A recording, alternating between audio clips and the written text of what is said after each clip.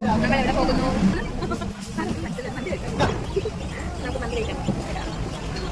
മന്തി കഴിക്കാൻ പോയാലോ? ബാ.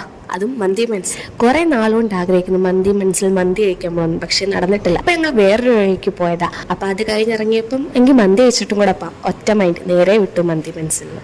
നല്ല മഴയുണ്ടായിരുന്നു. ഞങ്ങൾ അങ്ങനെ മന്തി മനസ്സിലായി. 12:30 ഷോപ്പ് തുറക്കത്തുള്ളൂ. പക്ഷെ 12 മണി തൊട്ടേ അവിടെ ആൾക്കാർ വെയിറ്റിംഗ് ആണെന്ന് ഞങ്ങൾക്ക് മനസ്സിലായി. കാരണം ഞങ്ങൾ ഇന്നിപ്പോൾ 12:15 അതിനു മുന്നേ അവിടെ ആൾക്കാർ ഇരിപ്പുണ്ടായിരുന്നു. കാരണം വെയിറ്റിംഗ് ഏരിയ ഓൾമോസ്റ്റ് ഫുൾ ആയിട്ടുണ്ടായിരുന്നു. അങ്ങനെ 12:30 ആയപ്പോൾ ഞങ്ങൾ എല്ലാവരും അകത്ത് കയറി നല്ല രസം ഉണ്ടായിരുന്നു കാണാൻ. ലൈറ്റിങ്ങും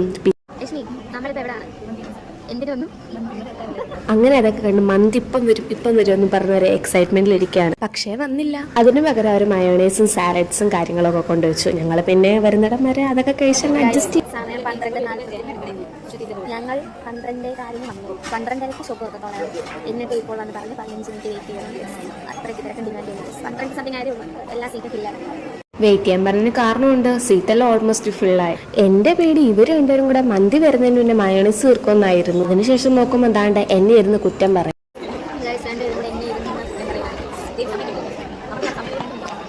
അങ്ങനെ ഇരിക്കുമ്പോൾ ദാ വരുന്നു നമ്മുടെ മന്തി. എന്തോ ആ മന്തി വരുന്ന കണ്ടപ്പോൾ അത്രയും നേരം വെയിറ്റ് ചെയ്തിരുന്നതിൻ്റെ ആയിരിക്കും എന്തോ ഒരു എക്സൈറ്റ്മെന്റ്. ആഹാ, എന്ത് നല്ല മന്തി, നല്ല ബീഫ് മന്തി, നല്ല ചിക്കൻ മന്തി. രണ്ടും ട്രൈ ചെയ്യണമല്ലോ. അങ്ങനെ രണ്ടും ഞങ്ങൾ മേടിച്ചിരുന്നേ. അമ്മ ഉണ്ടെങ്കിൽ അമ്മ തന്നെ ആയിരിക്കും നമുക്ക് എല്ലാവർക്കും വിളമ്പി തരുന്നത് അല്ലേ. അതിൻ്റെ ഇടയ്ക്കൂടെ ഞാനും ചേച്ചി എനിക്ക് ഈ പീസ് വേണം, എനിക്ക് ആ പീസ് വേണം എന്ന് അടിയായി. അങ്ങനെ ലാസ്റ്റ് ചേച്ചി വിട്ട് തന്നു. അല്ലെങ്കിൽ അങ്ങനെ പാവം ചേച്ചി എനിക്ക് എപ്പോഴും വിട്ട് തരും. അങ്ങനെ ചൂട് മന്തിയും ബീഫും ഞാൻ വാശി പിടിച്ച് മേടിച്ച ആ ചിക്കൻ പീസും എല്ലാം കൂടെ വെച്ചൊരു പിടി പിടിച്ചു. എൻ്റെ അമ്മ ഒരു രക്ഷയില്ല, അടിപൊളി മന്തി. അതിൻ്റെ ഇടയ്ക്കൂടെ അമ്മയുടെ തകും കൂടെ ആയപ്പം ഒരു രക്ഷയില്ല, എല്ലാം കളറായി. പറഞ്ഞത് ഗന്ധാന്ന് കേട്ടാലോ. അതൊക്കെ കേട്ട് ഇച്ചിരി മന്തിച്ചോറും ആ ബീഫും ആ മയണൈസും എല്ലാം കൂടെ കുഴച്ച് വായിലോട്ട് എൻ്റെ അമ്മ ഒരു രക്ഷയില്ല, അലിഞ്ഞിറങ്ങുന്ന ടേസ്റ്റ്. ചേച്ചിയുടെ അമ്മയുടെ എക്സ്പ്രഷൻ എനിക്ക് എടുക്കണമെന്നുണ്ടായിരുന്നു. പക്ഷെ ഞാൻ ആ ടേസ്റ്റിൽ അങ്ങനെ നിന്നുപോയി. എന്തോ ബീഫൊക്കെ നല്ല സോഫ്റ്റ്, നല്ല നല്ല ഇളകി വരുന്ന ബീഫായിരുന്നു.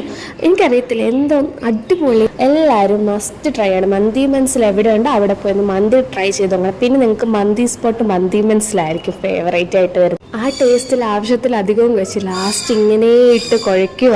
ഇതെങ്ങനെയെങ്കിലും തീർക്കണമല്ലോ, ഇല്ലെങ്കിൽ അമ്മയുടെ നടിയും. അത് മാത്രമല്ല അടിയിട്ട് മേടിച്ച ആ ചിക്കൻ പീസ് അങ്ങനെ ഇരിക്കുക. ഞാൻ ലാസ്റ്റ് പറഞ്ഞു, ചേച്ചി നീ ഇതെടുത്തോ. ചേച്ചി ഒരു രക്ഷയില്ല, അമ്പിനും വില്ലിനും എടുക്കുന്നില്ല. നോക്കുമ്പോൾ കുറച്ചധികം ബാക്കിയുണ്ട്. അപ്പൊ പിന്നെ അത് പാഴ്സലാക്കാന്ന് വെച്ചു. അങ്ങനെ ഞങ്ങളത് പാഴ്സലാക്കി. കുടിക്കാൻ വേണ്ടി നമ്മൾ 7up മേടിച്ചിട്ടുണ്ടായിരുന്നേ. അത് കുടിച്ച ഒരാളുടെ എക്സ്പ്രഷനാണ് നമ്മൾ കാണുന്നത്.